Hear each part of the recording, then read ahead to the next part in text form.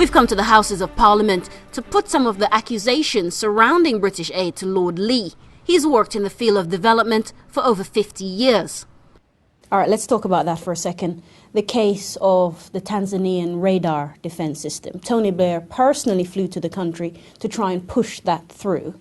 This was seen as burdening a country like Tanzania with something they could ill afford because they desperately needed that aid. Well, I'm just saying, in the real world, we compare one country with another. Chinese do that to about 90% of their involvement. We do that maybe to 10% of our involvement. And Ghana with its water privatization? Well, Same thing, why are you wanting picking, to private. Have you got an agenda here? Why are you picking all these negative examples? No, I'm just asking you to perhaps explain. Well, you've asked me that question. I think I've answered it. You are just dwelling on this same question with respect. So the same thing for the South African Hawk helicopters. Again, the own Commons Okay, you report, can give me 15 examples. But I'm asking you... Why do you keep asking me the same question? I've answered it. Because I don't feel, sir, with due respect, that you have answered it. What you've told me is that in comparison with the Chinese, Brits are doing very well. And what I'm asking you to explain to us is, take the Chinese outside of that equation. Does this stand up to say what DFID is supposed to be about? Providing that let me be frank. In Nigeria, if you don't bribe the state governor, you don't get the contract. And you can give me as many examples as you like, but we're trying to find a way for an international bribery convention. Britain can't alone be the only country that doesn't bribe. If 10% to go into the governor's pocket is the only way to do business, and you can ask the Germans, you can ask the French, you can ask the Americans, don't just pick on the British and say that we are somehow not people to do business with. It's the African culture that determines this, not the British. British companies don't bribe when they trade with the Netherlands or with Italy. It's the African culture that creates this. Are African countries not holding up their end of the deal? They are more corrupt generally than than European countries. I think that is a fair statement.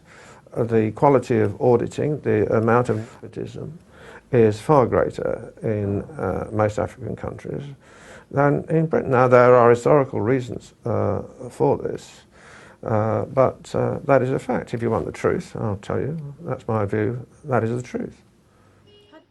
There's little doubt that mismanagement and corruption is endemic in Africa.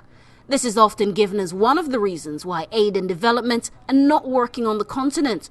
But there remains a debate about how much power African leaders actually have. Shouldn't Africans themselves be saying more about this and their government saying, you may come in, but on our terms? African governments should be saying more, but let's be very real here. This notion that we have truly sovereign, independent leaders in Africa is a myth. And, the notion of independence is not the case really on the ground. The African masses are trying to hold their leaders to account. But when you have complicity of some African heads of state who are very much tied into this international world trade economic system, then I guess some of them feel that they have to do some type of business with the system as it is if they're going to get anywhere. How does Britain ensure that its interests are met? How does it do that? Well, it has a broad range of means at its disposal, but I think there are two key elements to it. One is a close strategic relationship with the United States. That's been a constant since the end of the Second World War. And the other is cultivating local elites. That's also been a constant.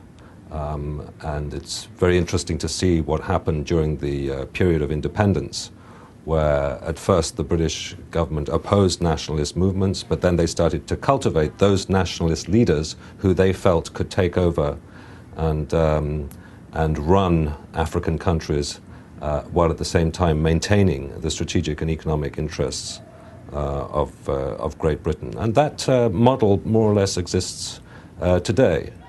perhaps there's some good news for Africa. Britain's power on the continent remains in a constant state of decline. Enter the imperial power, China. Is this a threat to Britain's presence and influence there, if they're having now to wonder what the Chinese, for example, are doing?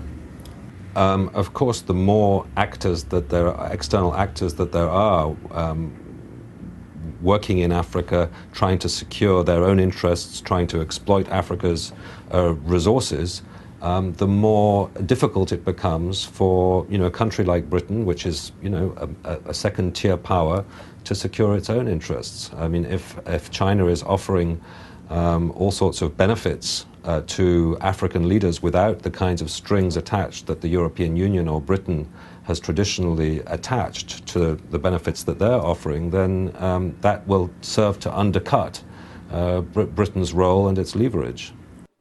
China is now a big player on the African market. In 2009, trade between the Red Dragon and the African continent was worth over $100 billion.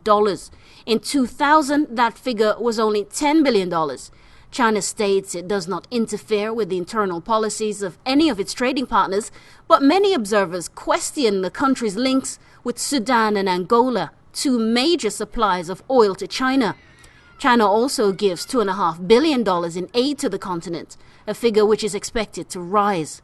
Whilst the West will harp on about democracy and good governance to the laughter of many Africans who question their agenda, the Red Dragon is a bit more upfront with what it wants. China's interests are minerals, are controlled to some extent, are spheres of influence and so on, which was true of Britain, if you wish.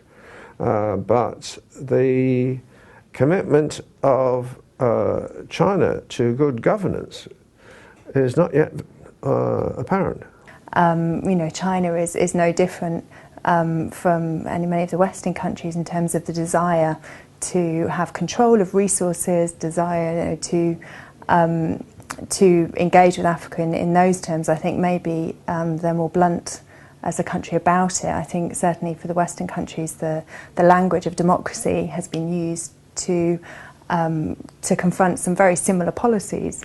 Certainly the control of land and resources, is the game in town.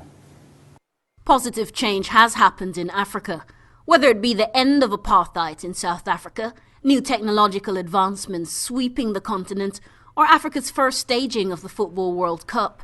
However, in the great game of international politics, whether done by Britain or increasingly by emerging powers, Africa continues to be the world's whipping boy. And until international politics moves into a more civilized age based on justice and equality, just how much of a whipping boy may depend on African people defending their own self-interest, just as the rest of the world defends theirs.